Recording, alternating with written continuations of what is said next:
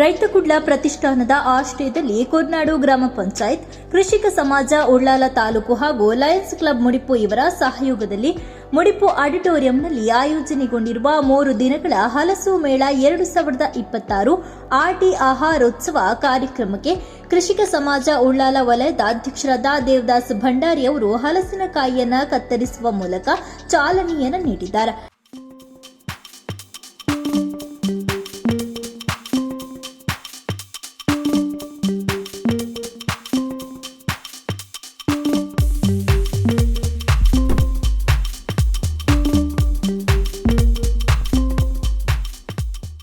ಬಳಿಕ ಮಾತನಾಡಿದ ಇವರು, ಕೃಷಿ ಪರಂಪರೆಯನ್ನು ಉಳಿಸಿ ಬೆಳೆಸುವಲ್ಲಿ ಯುವ ಸಮುದಾಯದ ಪಾತ್ರವು ಮಹತ್ತರವಾದದ್ದು. ಕೃಷಿಕ ಸಮಾಜಕ್ಕೆ ನಾವು ಪ್ರೋತ್ಸಾಹ ಕೊಡುವಂತಾಗಬೇಕು. ಹಲಸು ಮೇಳದ ಈ ಸಮ್ಮೇಳನದಲ್ಲಿ ತುಳುನಾಡಿನ ಆಹಾರ ಖಾದ್ಯಗಳ ಜೊತೆಗೆ ಕೃಷಿಯ ಬಗ್ಗೆ ಮಾಹಿತಿ ಕೊಡುವ ಅನೇಕ ವಿಚಾರಗಳಿವೆ ಅಂತ ಹೇಳಿದರು. ಕೃಷಿಕರು ಅಂದ ತಕ್ಷಣ ಹಿಂದಿನ ಕಾಲದಲ್ಲಿ ಕೃಷಿಕರಂದ್ರೆ ಅದು ಧಾನ್ಯಗಳ ಸ್ವಾವಲಂಬನೆ, ಆದರೆ ಇವತ್ತು ಅದು ಆರ್ಥಿಕ ಸ್ವಾವಲಂಬನೆ ಹೋಗ್ತಾ ಇದೆ. ಬಹುಶಃ ಈ ದಕ್ಷಿಣ ಕನ್ನಡ ಜಿಲ್ಲೆ ಅದು ಅಗ್ರಿಕಲ್ಚರ್ ಲ್ಯಾಂಡ್ ಅಲ್ಲ, ಇದು ಹಾರ್ಟಿಕಲ್ಚರ್ ಲ್ಯಾಂಡ್. ಹಾಗಾಗಿ ಇಲ್ಲೂ ಕೂಡ ನಾವು ಭತ್ತದ ಅವನತಿ ಇದ್ದರೂ ಕೂಡ ಆ ಪರಂಪರೆಯನ್ನು ಉಳಿಸುವಲ್ಲಿ ಇಂಥ ಕಾರ್ಯಕ್ರಮಗಳು ಅದು ಹೆಚ್ಚು ಪ್ರಸ್ತುತ ಆಗ್ತದೆ ಅನ್ನುವಂಥದ್ದು ನಮ್ಮೆಲ್ಲರ ನಂಬಿಕೆ. ಬಹುಶಃ ಆರ್ಥಿಕ ಸ್ವಾವಲಂಬನೆಗೆ ಬಹುಶಃ ಇಂತಹ ಕಾರ್ಯಕ್ರಮಗಳು ಅದಕ್ಕೆ ಕೃಷಿಕರು ಯಾವತ್ತೂ ಸಹಕಾರ ಕೊಡ್ತಾರೆ. ಕೃಷಿಕರಾಗಿ ನಾವು ಏನು ಕಲಿಬೇಕು ಅದನ್ನು ನಮ್ಮ ಹಿರಿಯರಿಂದ ಕಲಿಬೇಕು. ಈಗಾಗಲೇ ರಾಜಾರಾಮ್ ವೆಂಕಪ್ಪಾಜಿ ಅವರ ಬಗ್ಗೆ ಹೇಳಿದರು, ಖಂಡಿತವಾಗಿ ಹೌದು. ಅವರು ಕೃಷಿಕರಿಂದ ಈಗಲೂ ಕೂಡ ಆ ಚೇರನ್ನಲ್ಲಿ ಇಟ್ಟು ಅವರು ಮಾಡ್ತಕ್ಕಂಥ ಕೃಷಿ, ಅದು ಅವರು ನೋಡ್ತಕ್ಕಂಥ ಒಂದು ಇದು, ಅದು ಇನ್ನೊಬ್ಬರಿಗೆ ಮೋಟಿವೇಟ್ ಮಾಡುವಂಥದ್ದು. ಇನ್ನು ಮಳಿಗೆ ಉದ್ಘಾಟಿಸಿ ಕೈರಂಗಳ ಶಾರದಾ ಗಣಪತಿ ವಿದ್ಯಾ ಕೇಂದ್ರದ ಸಂಚಾಲಕರಾದ ಟಿಜಿ ರಾಜಾರಾಮ್ ಭಟ್ ಅವರು ಮಾತನಾಡಿ, ನಮ್ಮದು ಕೃಷಿ ಅವಲಂಬಿತ ಸಮಾಜವಾಗಿದೆ. ಕೃಷಿಯೇ ನಮ್ಮ ಬದುಕಿಗೆ ಮೂಲಾಧಾರವಾಗಿದೆ ಎಂಬುದನ್ನು ನಾವು ಅರಿತಿರಬೇಕು. ನಮ್ಮ ನಾಡಿನ ಪಾರಂಪರಿಕ ಆಹಾರ ಪದ್ಧತಿ, ಮಳಿಗೆಗಳು ಸೇರಿದಂತೆ ಹಲಸಿನ ಹಣ್ಣಿನ ವಿವಿಧ ಖಾದ್ಯಗಳು, ವೈಶಿಷ್ಟ್ಯತೆಗಳನ್ನು ತಿಳಿದುಕೊಳ್ಳಲು ಈ ಹಲಸು ಮೇಳ ಸಹಕಾರಿಯಾಗಿದೆ. ಅಲ್ಲದೆ ಇಂತಹ ಮೇಳಗಳಿಂದ ಆರ್ಥಿಕ ಸ್ವಾವಲಂಬನೆಯೂ ಸಾಧ್ಯ ಅಂತ ಹೇಳಿದರು. ನಮ್ಮ ಊರು ಇದು ಕೃಷಿಕರ ಊರು. ಈ ಹಲಸು ಮೇಳವನ್ನು ಮಂಗಳೂರು ಪೇಟೆ ಒಳಗೆ ಮಾಡ್ತಿದ್ದರೆ ಅದಕ್ಕೆ ಅರ್ಥ ಇರಲಿಲ್ಲ. ಇಲ್ಲಿ ಅರ್ಥ ಇದೆ. ಈ ಹಲಸು ಮೇಳಕ್ಕೆ 3 ದಿವಸ ಬರುವಂಥವರು ಈ ಭಾಗದ ಕೃಷಿಕರು. ಒಂದು ಹಲಸಿನಕಾಯಿಯನ್ನು ಯಾವೆಲ್ಲ ರೂಪದಲ್ಲಿ ಉಪಯೋಗ ಮಾಡಲಿಕ್ಕೆ ಸಾಧ್ಯ ಇದೆ ಅಂತ ಅನ್ನೋದನ್ನು ಇವತ್ತಿನ ಹಲಸು ಮೇಳ ತೋರಿಸಿಕೊಡ್ತದೆ. ಇವತ್ತು ಹಲಸಿನ ಕಾಯಿಯ ಕೃಷಿ ಕೇವಲ ತುಳುವೆ ಪಲಕಾಯಿ, ಬರಿಕೆ ಅಲ್ಲಿಗೆ ಸೀಮಿತವಾಗಿಲ್ಲ. ಈ ರೀತಿ ನಾವು ಉಪಯೋಗ ಮಾಡುವಂಥ ಹಲಸಿನ ಕಾಯಿಯನ್ನು ಇವತ್ತು ಆಸ್ಟ್ರೇಲಿಯಾದಿಂದ ಕೂಡ ಹಲಸಿನ ಗಿಡಗಳನ್ನು ತಂದು ಇಲ್ಲಿ ಮಾರಾಟ ಮಾಡುವ ವ್ಯವಸ್ಥೆಯನ್ನು ಮಾಡಿದ್ದಾರೆ. ಈ ಸ್ಟಾಲ್ಗಳು ಏನು ಇಲ್ಲಿ ಅವರು ಏರ್ಪಾಟು ಮಾಡಿದ್ದಾರೆ, ಅದರಲ್ಲಿ ವ್ಯಾಪಾರ ಆಗಬೇಕು.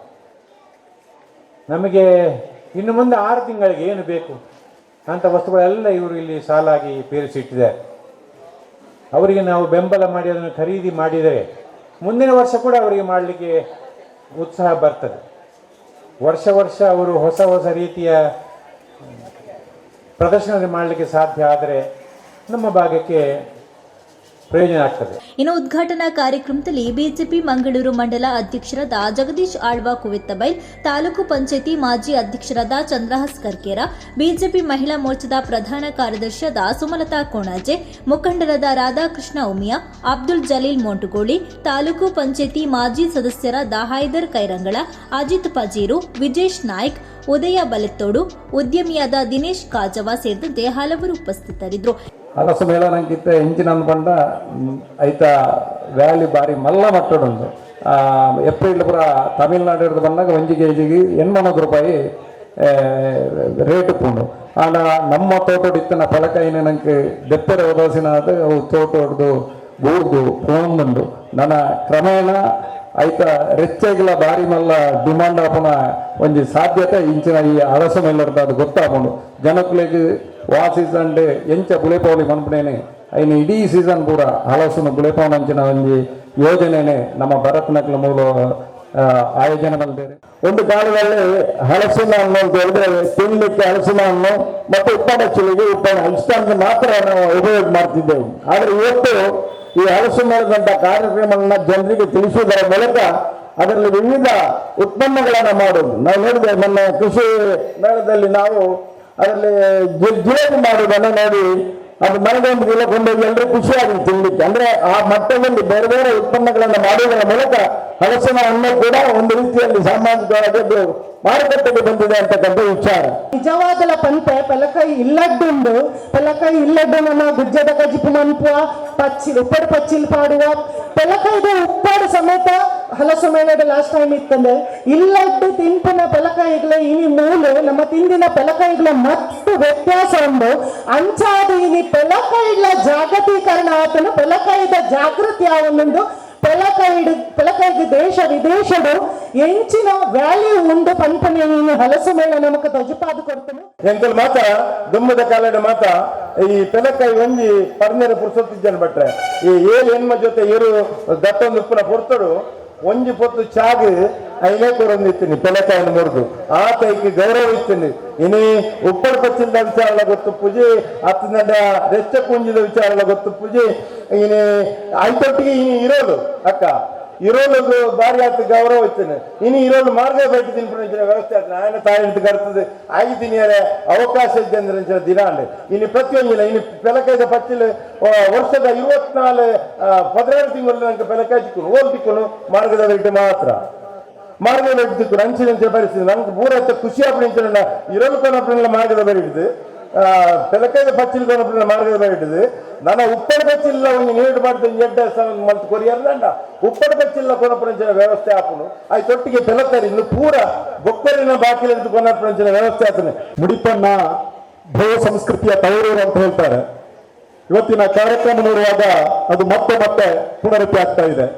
ಎಲ್ಲ ಸಂಸ್ಕೃತಿಯನ್ನ ಬಹಳ ಪ್ರೀತಿಯಿಂದ ಆಸ್ವಾದಿಸುವಂತ ಜನ ಮುಡಿಪಿನಲ್ಲಿರುವುದು ನಮ್ಮ ಪುಣ್ಯ, ನಮ್ಮ ಭಾಗ್ಯ ಎಂಬುದಾಗಿ ನನ್ನ ಭಾವನೆ. ಎಲ್ಲ ರಾಜಕೀಯ ಪಕ್ಷದವರು ರಾಜಕೀಯದ ಆ ಚುನಾವಣೆ ಸಂದರ್ಭದಲ್ಲಿ ಮಾತ್ರ ರಾಜಕೀಯ ಮಾಡ್ತಾರೆ, ಮತ್ತು ಯಾವತ್ತೂ ಎಲ್ಲಿಯೂ ರಾಜಕೀಯ ಮಾಡಿದ್ದಿಲ್ಲ.